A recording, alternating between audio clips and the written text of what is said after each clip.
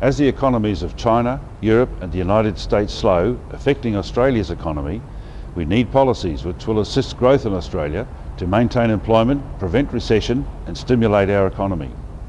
Monetary policy alone cannot achieve this. We now know that the last few reductions in interest rates by the Reserve Bank of Australia have not had the same effect as past rate reductions. We need to consider other, more conventional ways to stimulate the Australian economy to ensure that the coming world economic slowdown has the minimum effect on Australia. For many years now, politicians from all sides have decried the use of debt. Fear campaigns run by both parties while in opposition told the Australian people that budget deficits meant the economy was being mismanaged and that any government borrowing is irresponsible. For any family with a mortgage, any small business with an overdraft, any large corporation that borrows to expand, it seems that politicians say they are behaving irresponsibly. Most of us know, of course, that this is nonsense.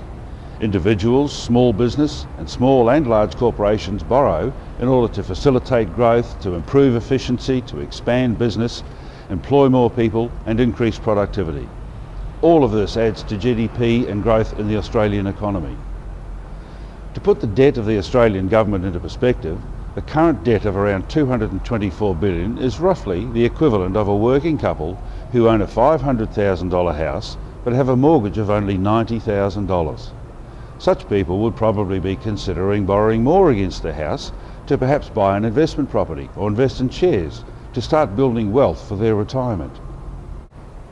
In other words, the question is not about the level of debt, but about what the money is spent on.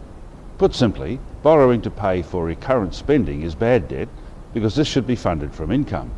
But borrowing to pay for badly needed upgrading and repair to infrastructure and for new infrastructure is good debt because it creates wealth, creates jobs and opportunities and increases economic productivity.